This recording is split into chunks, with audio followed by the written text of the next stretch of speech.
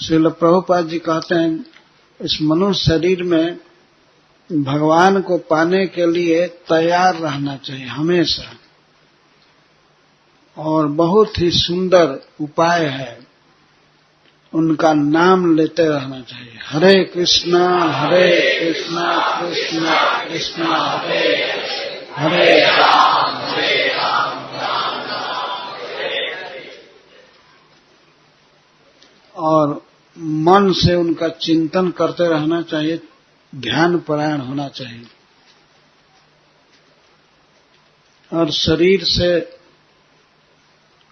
अन्य प्रकार की जो सेवा है भगवान की, तो करते रहना चाहिए। जैसे भगवान के लिए भोग बनाना, भगवान का श्रृंगार करना, भगवान को स्नान कराना, तिलक धारण कराना, ये सब भक्ति योग के अंग हैं। हम लोग रोज तो स्नान करते ही हैं, अपना शरीर धोते हैं, अपने को सजाते हैं, पहनते हैं कपड़ा अलंकार आदि। तो इसी तरह से प्रतिदिन हमारे जीवन में अभ्यास होना चाहिए कि हमें भगवान को स्नान कराना है। वो स्नान मानसिक भी हो सकता है, मन में भगवान के श्री मूर्ति को, श्री विग्रह को स्नान कराना, और मन से सोना का या हीरा का आभूषण धारण करा सकते हैं। गरीब से गरीब व्यक्ति भी मानसिक सेवा करेगा, क्या हर्ज है। मन में बहुत ही बहुमूल्य अलंकार धारण कराना चाहिए, और उसी प्रकार से वस्त्र और माला पहनाना भगवान को, और इस तरह से उनको सजा करके देखना, तो भगवान हंसने लगते हैं। अपने भक्त की सेवा से श्री भगवान प्रसन्न हो जाते हैं।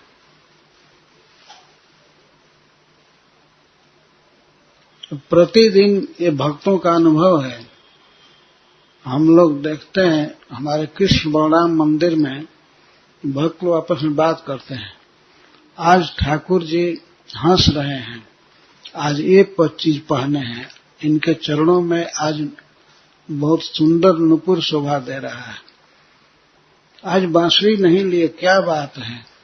कभी कभी ऐसा पूछते हैं, यदि कोई पुजारी भक्त बांसुरी धारण नहीं कराए, किसी कारण से भूल गए, तो उसको भक्त लोग कहते हैं आज भगवान बांसुरी क्यों नहीं लिए, आज भगवान के लिए ये भोग बनाना है, आज चंदन धारण कराना है, आज ये श्रृंगार धारण कराना है। ये विविध भाव हैं भक्तों के, उसको भगवान स्वीकार करते हैं। जो भाव के अनुसार सेवा की जाती है तो वे स्वीकार करते हैं, पर मूर्ख के लिए, अनाड़ी के लिए, वो तो मूर्ति कुछ भी स्वीकार नहीं करती है। वे लोग यही सोचते हैं तो देख रहा है, केवल ये जीवित व्यक्ति नहीं है, चलो चलो यहाँ आने से क्या लाभ, इस पत्थर को देखने से क्या फायदा। तो श्रील प्रभुपाद जी ऐसे लोगों को मूर्ख कहते हैं। मूर्ख वैज्ञानिक और नेता, ये सब जो अध्यात्म विद्या में दक्ष नहीं है, वे भगवान की उपस्थिति का अनुभव नहीं कर पाते हैं। भगवान किस तरह से हमारी अर्चना को स्वीकार करने के लिए अर्चावतार करते हैं। अभी इसी प्रसंग में लगभग 8वें दिन आप सुनेंगे, बताया जाएगा कि श्री भगवान प्रहलाद महाराज की बात को पूरा करने के लिए खंभे से प्रकट हो गए। हिरण्यकश्यप का राजभवन था, उसमें बड़े मोटे मोटे खंभे लगे थे, और श्री भगवान खंभा से प्रकट हो गए।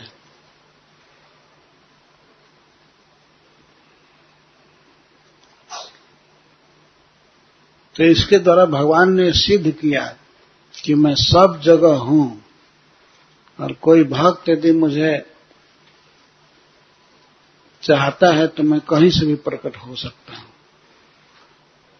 हिरण्यकशिपु के भवन के खंभे से प्रकट हो जाना तो एक बहुत बड़ी बात थी। कोई मूर्ति से प्रकट नहीं हुए भगवान,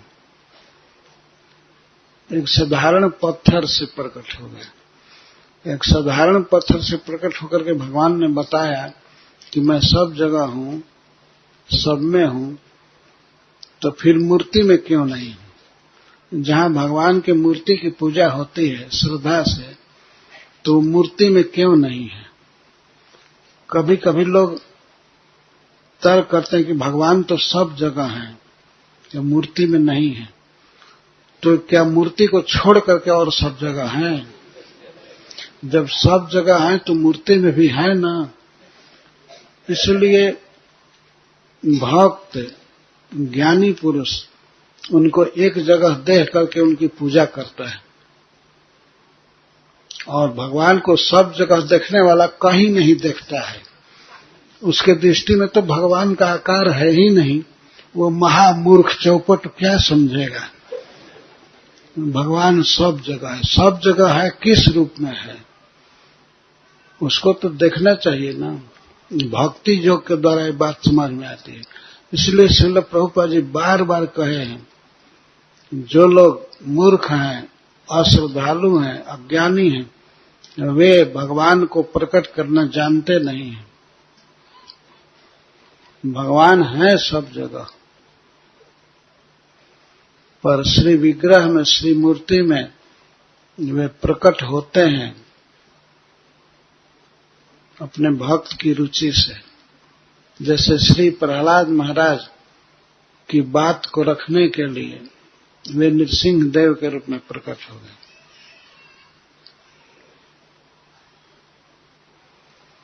तो अत्रैव मृग्यः पुरुष, अत्रैव, इस पर ध्यान देना चाहिए। अत्रैव नान्यत्र, अत्रैव यहीं पर, इसी देह में भगवान प्रकट हो सकते हैं। और इसी देह से जो साधन करेंगे, इस देह में और सब चीज है, मन है, बुद्धि है, अहंकार है, ये सर्व संघात, सबका मिश्रण है। तो मन से, बुद्धि से, वचन से जो भजन करेंगे तो भगवान यहीं प्रकट है।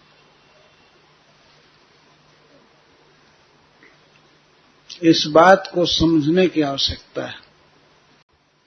और श्री भगवान के अलावा, आत्मा के अलावा जो भी जड़ पदार्थ है उसको त्यागते हुए, कैसे त्यागेंगे? न इति न इति,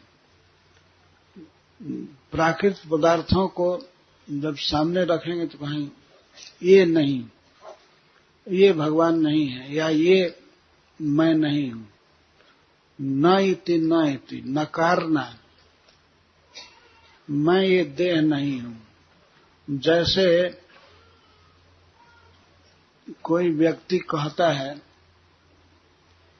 ये हमारा सिर है, ये हमारा हाथ है, ये हमारा पैर है, तो हमारा सिर है, वो ये नहीं कहता है कि मैं सिर हूं, हमारा सिर है। तो दो चीज हुआ ना, एक सिर और एक मेरा सिर, मैं। तो इस प्रकार से हम स्वीकार करेंगे। जो अतत्व पदार्थ है, अतत्व जो आत्मा से संबंधित नहीं है, उसको त्यागते हुए, तो ये नकारात्मक विधि से त्यागते हैं। न इति न इति, नेति नेति, यह नहीं, यह नहीं। जैसे सोना पत्थर में से निकालते हैं, तो जहां भी पत्थर अंश है, सोना नहीं है, तो कहेंगे इसको हटाओ, ये न इति, ये पत्थर है, ये मिट्टी है, यह सोना नहीं है। न इति न इति, न 2 बार विवक्षा कहा गया। तो इस प्रकार से नकारना, जो आत्मा नहीं है, आत्मा से भिन्न पदार्थ है, ये जड़ देह है, इस तरह से नकारते हुए छांट करके आत्मा को निकाल लेना। गीत बहुत दुनिया में है, लेकिन जो शब्द श्री भगवान का वर्णन करते हैं, जैसे महामंत्र है, तो इसको ग्रहण करना और अन्य शब्दों को छोड़ देना, नकारना, यही है न इति न इति, नेति नेति।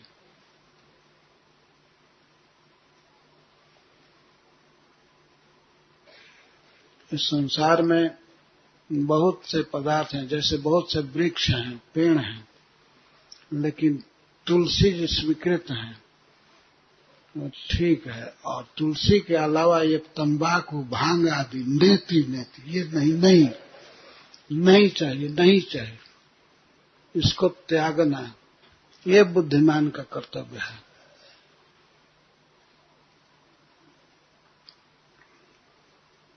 आजकल तो धाम में भी एक ठेका, सरकारी ठेका भांग और गांजा, ये सब पीना खाना, ऐसा व्यक्ति क्या नीति नीति करेगा? सब जगह हाँ इति, आने दो।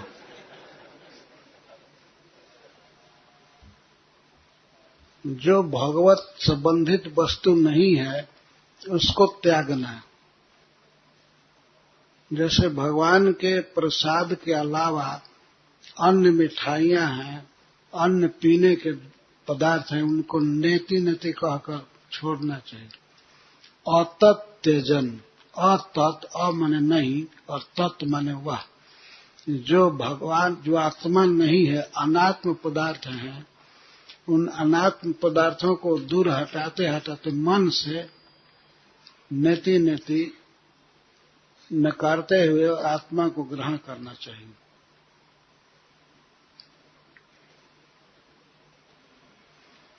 अत्रैव विज्ञः पुरुष, यहीं पर इसी मानव शरीर में हम भगवान को पा सकते हैं, यदि भक्ति योग करेंगे तो। और भक्ति योग करने के लिए श्रील प्रभुपाद बताते हैं कि जरूरी है भक्ति में एक्सपर्ट पुरुष का संग करना।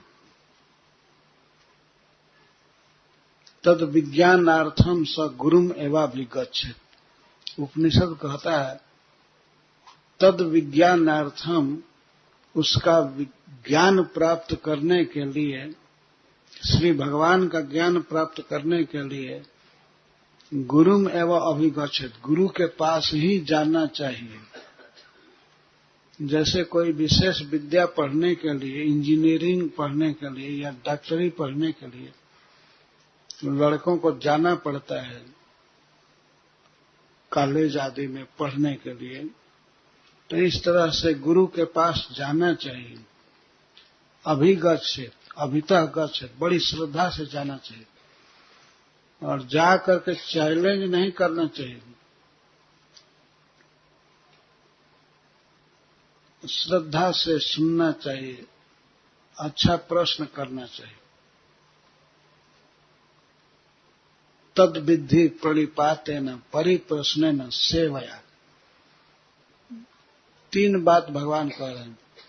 पहले तो प्रणिपात करे। प्रणिपात का अर्थ है प्रकर्षण निपात, अपने को वैष्णव गुरु के चरणों में डाल देना चाहिए, अभिमान त्याग करके प्रणाम करना चाहिए, उनके शरण में हो जाना चाहिए।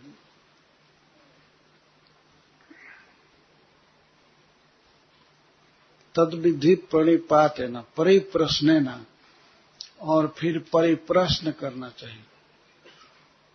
परिप्रश्न का अर्थ है सम्यक प्रश्न, उचित प्रश्न, श्री भगवान को पाने के विषय में, साधन के विषय में, भक्ति योग के विषय में प्रश्न करना चाहिए। और प्रश्न का उत्तर सुनना भी यह परिप्रश्न के अंदर ही है। प्रश्न करे तो उसको सुने श्रद्धा से और गुरु की सेवा करके प्रसन्न करे।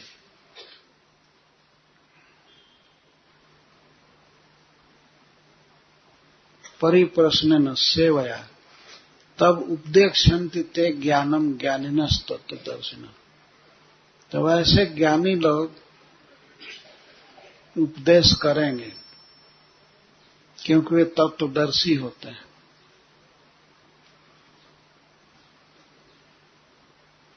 तो इस प्रकार से भगवान का चरण कमल पाने के लिए, उनके चरण कमलों का स्मरण करने के लिए भक्ति योग में प्रशिक्षित होना जरूरी है।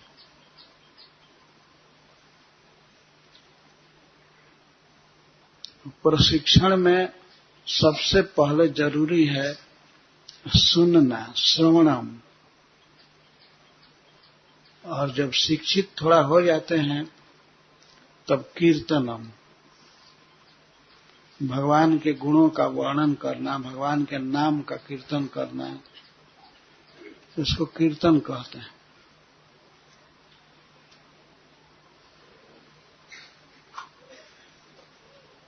और जब भगवान के गुणों का वर्णन सुनते हैं, कीर्तन करते हैं, तब भगवान का स्मरण होता है।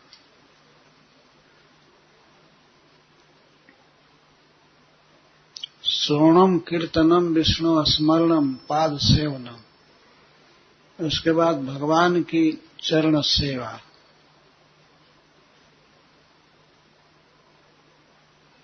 इस प्रकार से ये बढ़ती है हमारी अर्चना, ये विधि है। फिर अर्चनम, फिर भगवान को प्रणाम करते हैं। ये सारी भक्ति आने लगती है, भगवान को अपना मित्र मानने लगते हैं। जैसे ही संसार में कोई व्यक्ति अपनी पत्नी को अपना सहायक मानता है, यह मेरा मित्र है, मुझे हेल्प करने वाली है, तो इसी तरह से भगवान को अपने मित्र के रूप में मानना चाहिए। और दास्यम, अपने को दास समझकर उनकी सेवा करनी चाहिए। और अंत में है आत्मनिवेदनम, अपना सब कुछ भगवान को निवेदित करना। तो इस प्रकार के जब भाव परिपुष्ट होते हैं तब भगवान मिलते हैं।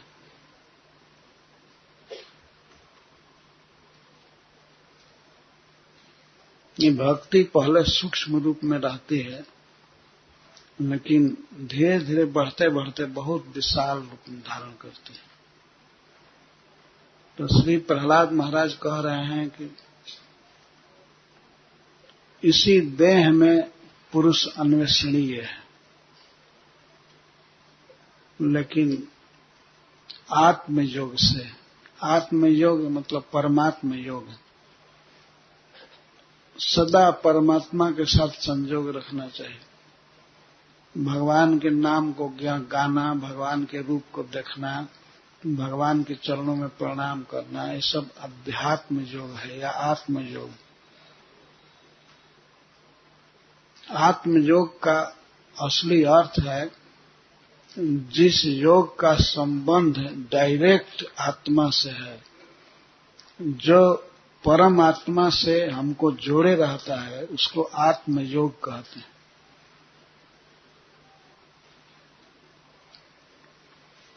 भक्ति योग की यही विशेषता है ना कि उसमें जीव तो रहता ही है भगवान के दास के रूप में, और भगवान नित्य उपस्थित रहते हैं। ये संबंध बना रहता है दास का और स्वामी का। यह आत्मयोग है, अर्थात भक्ति योग। तो इस भक्ति योग में लगे रहने से भगवान इसी शरीर में मिल जाते हैं। इसी शरीर से साधन करेंगे। इस शरीर में जिह्वा है, इसको हिलाएंगे हरे कृष्णा कृष्णा कृष्णा हरे हरे राम राम राम हरे। एक बात एकादश सूत्र में कही गई है कि यही मनुष्य की बुद्धि की पराकाष्ठा है, यही सबसे बड़ा विवेक है कि इस नाशवान देह से सबसे बहुमूल्य श्री भगवान को खरीद लेना है। ये शरीर एक दिन नष्ट हो जाएगा, इसकी कोई कीमत नहीं है, लेकिन इस नगण्य देह के द्वारा हम भगवान को अपने बस में कर सकते हैं। जब तक शरीर जीवित है तो जीभ से भगवान का नाम लेने में क्या परिश्रम है, कुछ भी नहीं। यही सबसे बड़ी बुद्धिमानी है, सबसे बड़ा व्यापार समझिए। यदि कोई अपने को बुद्धिमान समझता है इस संसार में, तो बुद्धिमान उसको समझा जाता है ना जो कम इन्वेस्ट करे और लाभ बहुत कमा ले। जैसे 5 रुपए की वस्तु खरीद करके यदि उसको करोड़ रुपए में बेच दिया तो उसको बहुत बुद्धिमान माना जाएगा। तो ये तो 5 पैसे की चीज नहीं है, 1 पैसे की चीज नहीं है। और इसी जीव, और वो भी जीभ को हिला करके या मस्तक को झुका करके प्रणाम करके हम भगवान को अपने बस में कर सकते हैं। सबसे बड़ा बुद्धिमान वही व्यक्ति है जो इस शरीर से भगवान का भजन करता है। और भगवान से अधिक मूल्यवान कोई नहीं है। भगवान को बस में करने का अर्थ है उनके वैकुंठ को प्राप्त करना। उनका सारा वैभव, ऐश्वर्य भक्त के हाथ में होता है।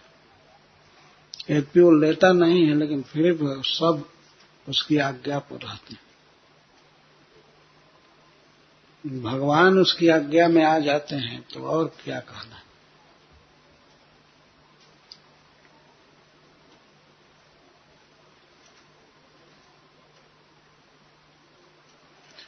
तो इस तरह इस तुच्छ देह का इस्तेमाल करना चाहिए भगवान की भक्ति में। सबसे बड़ी कमाई यह है, सबसे बड़ी बुद्धिमानी है। और बुद्धिमान लोग बनते हैं, बहुत से लोग व्यापार करते हैं, तो ये बुद्धिमानी है। अगर पैसा बहुत कमा लिए तो क्या होगा, वो सब यहीं छूट जाएगा। और यह देह भी यहीं छूट जाएगा, ये कुत्ता के पेट में जाएगा या अग्नि की लपट में जल जाएगा। तो सबसे बड़ी कमाई है कि जो व्यक्ति भगवान को पा लिया, नित्य जीवन जिएगा वैकुंठ में भगवान का पार्षद बन करके, तो यही सबसे ऊंची कमाई है, सबसे ऊंची विद्या है।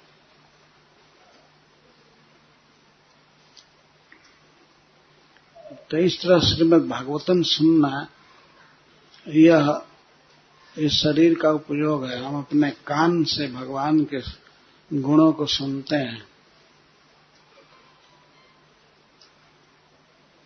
तो इस तरह कार्य करते रहना चाहिए, भक्ति में लगे रहना चाहिए, तब हम भगवान के धाम में जाएंगे, भगवान का पार्षद बनकर। हरे कृष्ण। जय श्रील प्रभुपाद।